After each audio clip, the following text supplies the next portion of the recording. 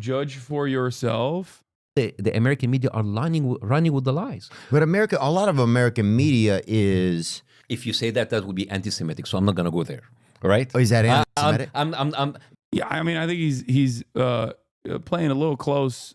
He's playing a little fast and loose there for my taste. But I think he's just trying to be a comedian. But I do think this is they're telling me everything that I say now is anti-Semitic. I didn't know that. But I'm saying that even the Jewish people in Israel telling you these are lies. Well, my Jewish friends who...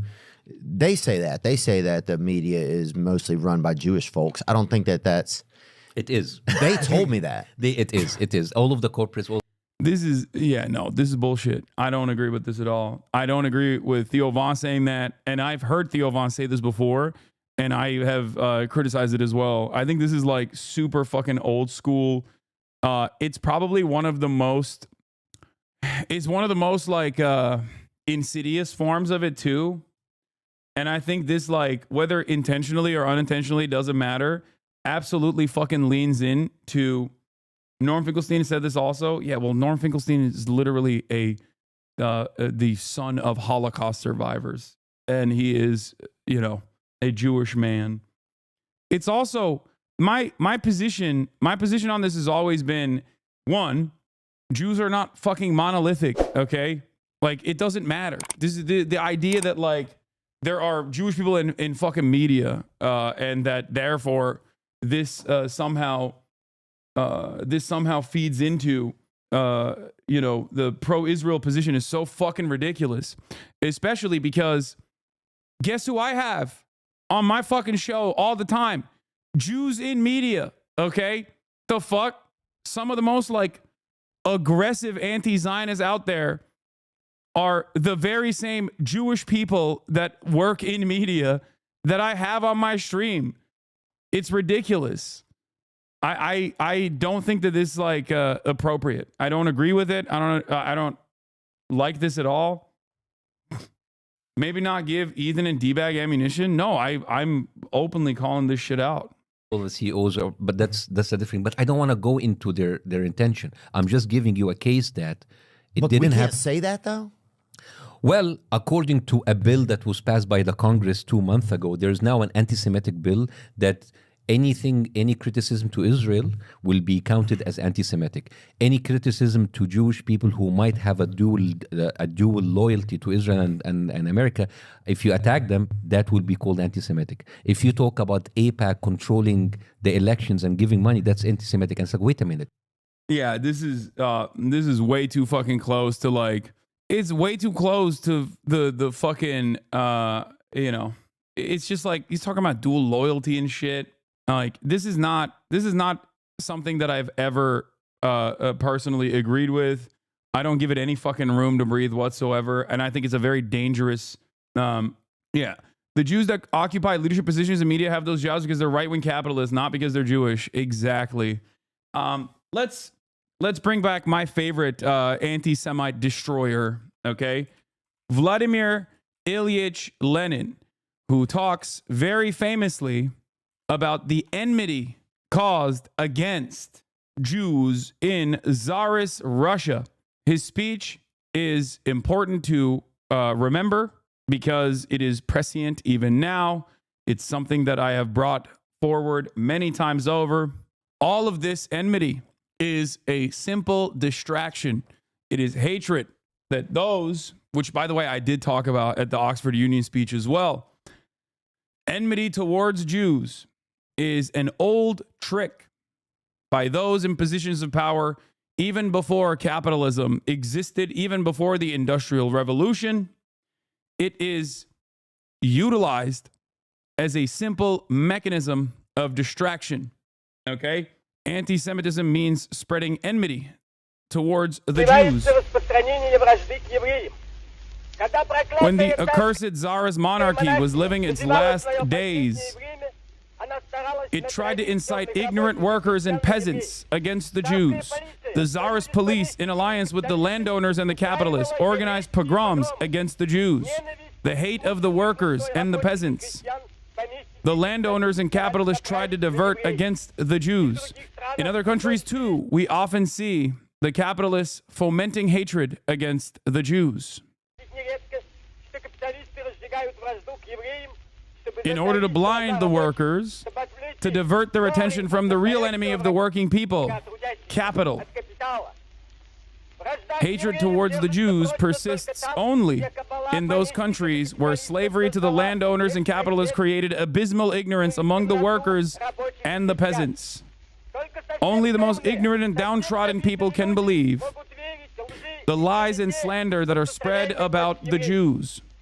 This is survival of ancient feudal times, when the priests burned heretics at the stake, when the peasants lived in slavery, and when the people were crushed and inarticulate. This ancient feudal ignorance is passing away. The eyes of the people are being opened. It is not the Jews who are enemies of the working people. The enemies of the working people are the capitalists of all countries. Among the Jews, there are working people and they form the majority. They are our brothers who, like us, are oppressed by capital. They are our comrades in the struggle for socialism. Among the Jews, there are kulaks, exploiters, and capitalists, just as there are among the Russians and among the people of all nations. The capitalists strive to sow and foment hatred between workers of different faiths, different nations, and different races. Those who do not work are kept in power by the power and strength of capital. Rich Jews, like rich Russians, and the rich in all countries are in alliance to oppress, crush, rob, and disunite the workers. Shame on accursed Tsarism, which tortured and persecuted the Jews. Shame on those who foment hatred towards the Jews, who foment hatred towards other nations. Long live the fraternal trust and fighting alliance of the workers of all nations in the struggle to overthrow capital. Vladimir Ilyich Lenin. There is perhaps no more concise and prescient statement on the unnecessary division that is very successfully created for people who must be united in one cause, that people who have the exact same class positions and the exact same struggles and the exact same wants and needs. It's simply one of the oldest forms of bigotry. And the reality of the matter is, it is a very successful method. I do not agree with it. I think it's untrue, first and foremost. I think that's the simplest way to put it, right? I don't agree when people say like, nah, you don't understand. This is how Jews are. It's like, no, they're not. There is no singular group that is monolithic, okay? It does not exist. That's not a real concept, okay? That is mystical thinking. That is idealistic thinking.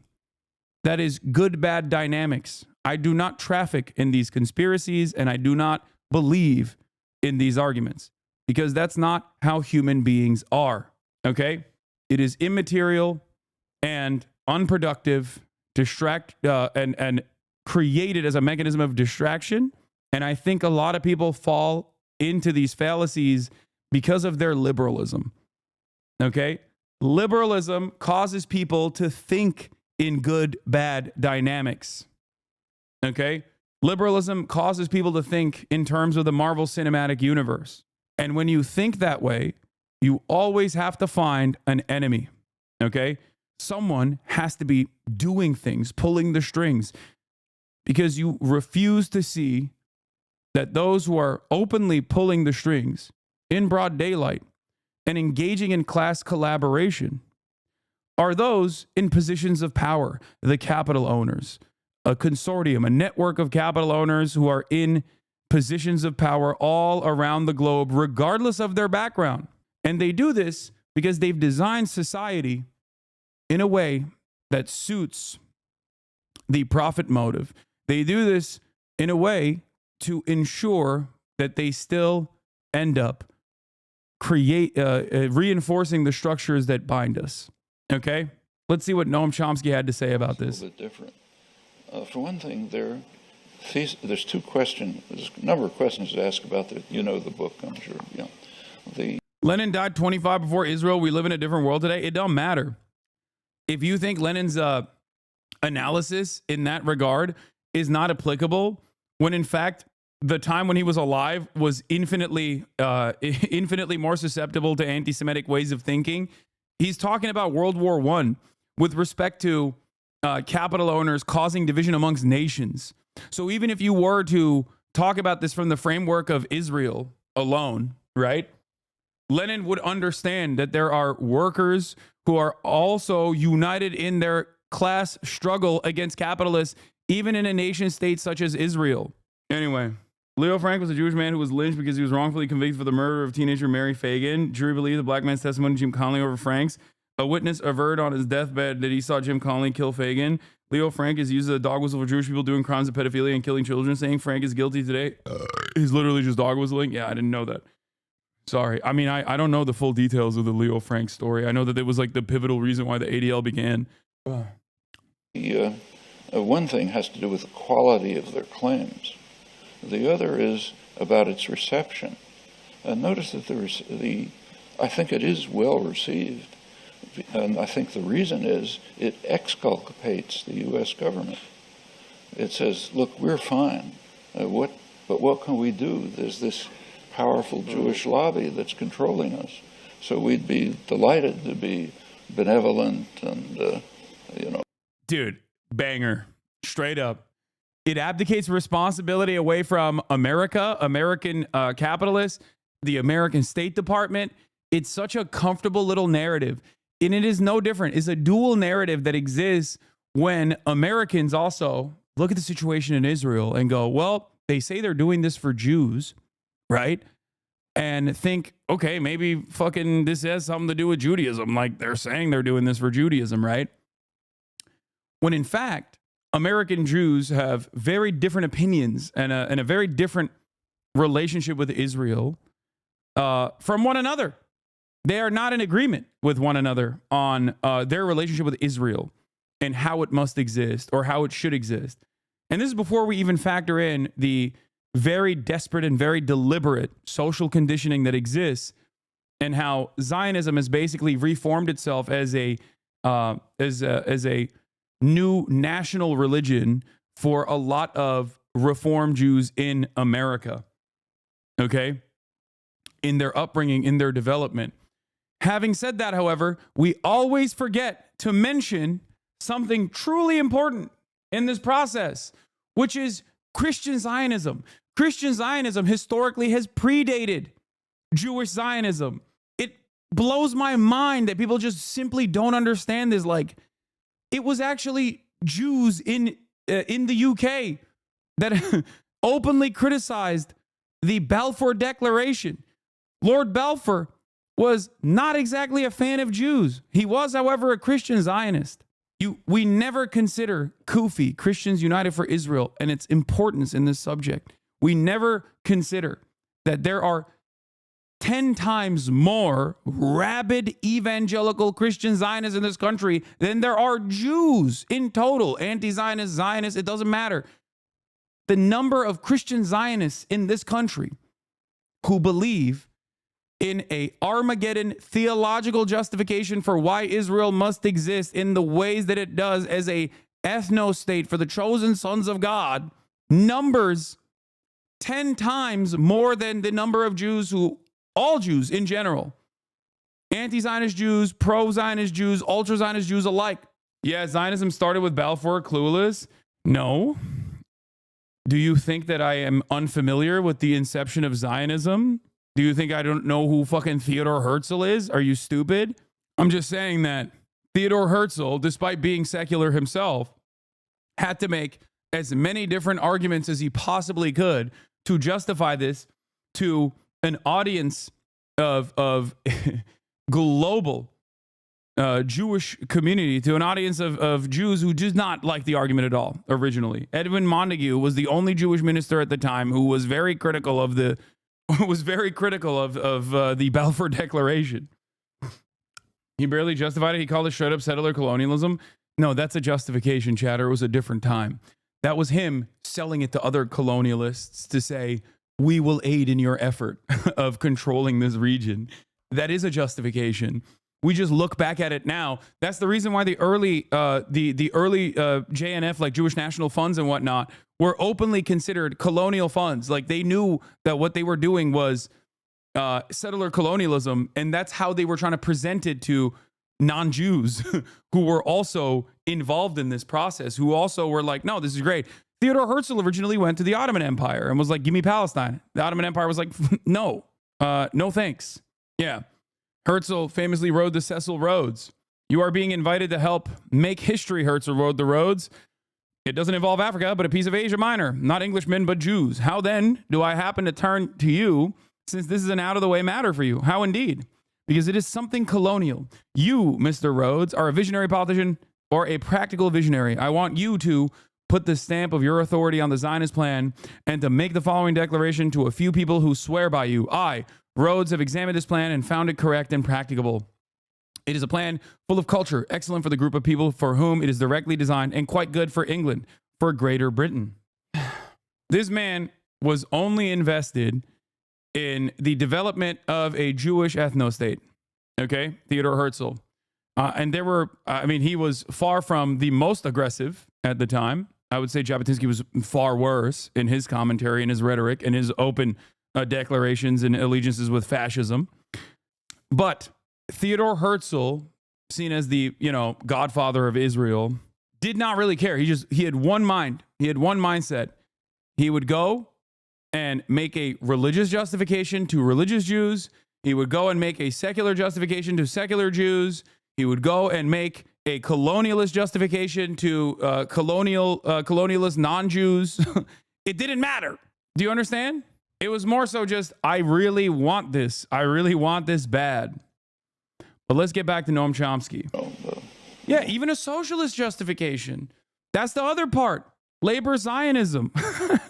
Yeah, see? This is what I was talking about. Thank you, Time Without an OO, for coming in hot. I mean, the biggest funds after Weitz's were Weitz's JNF, Jewish National Fund, were literally called PICA and JCA, the Palestine Colonialization Association and the Jewish Colonization Association. It wasn't really hidden. Why wasn't it really hidden? Because back then, this was a way to say, no, this is good. We're doing settler colonialism.